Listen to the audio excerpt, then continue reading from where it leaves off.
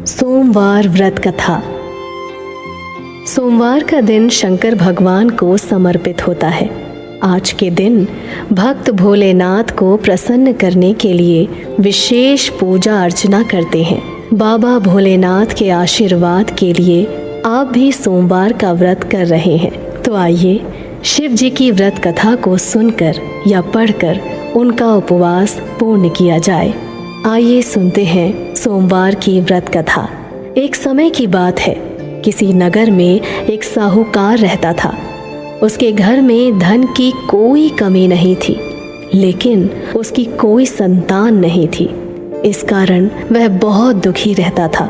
पुत्र प्राप्ति के लिए वह प्रत्येक सोमवार व्रत रखता था और पूरी श्रद्धा के साथ शिव मंदिर जाकर भगवान शिव और पार्वती जी की पूजा करता था।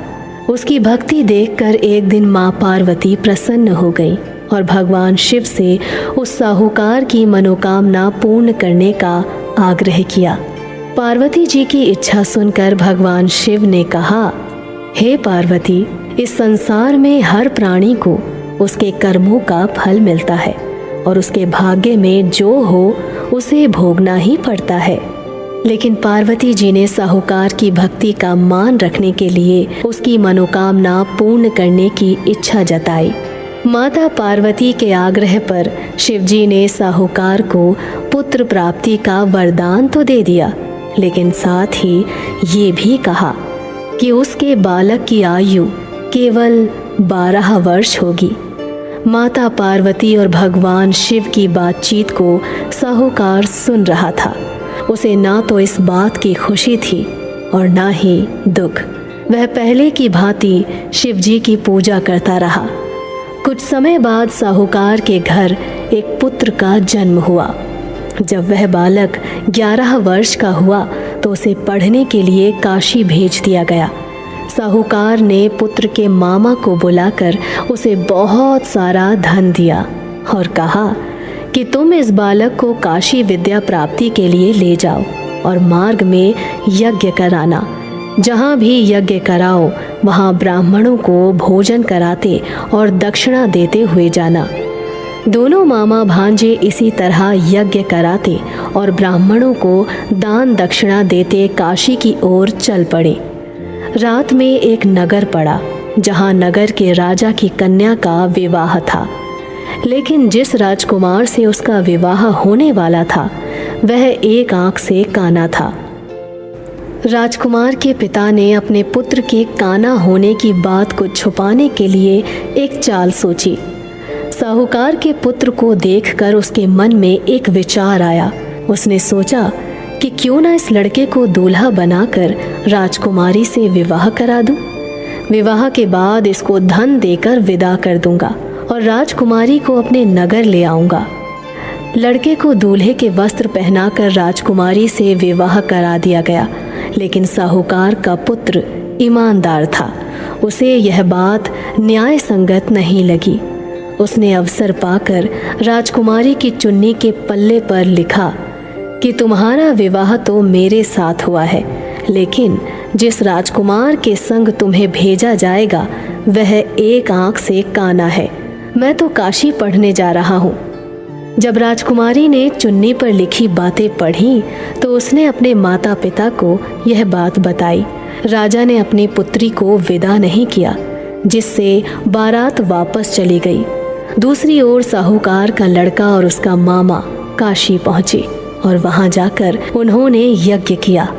जिस दिन लड़के की आयु 12 साल की हुई उसी दिन यज्ञ रखा गया।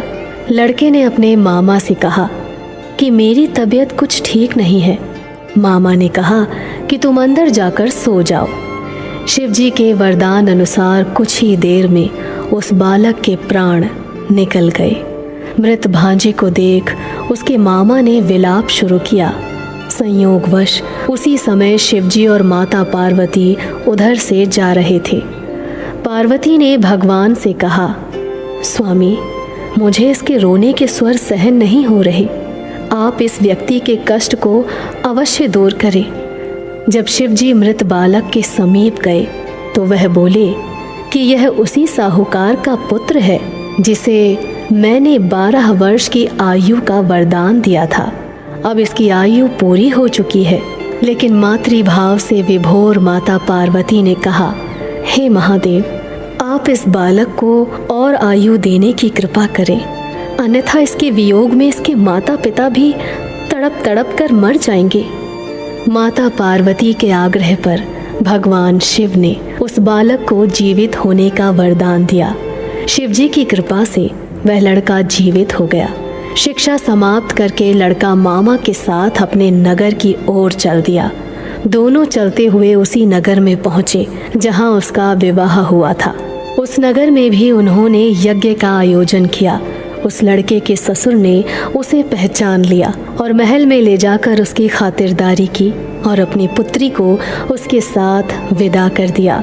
इधर साहूकार और उसकी पत्नी भूखे प्यासे रहकर बेटे की प्रतीक्षा कर रहे थे।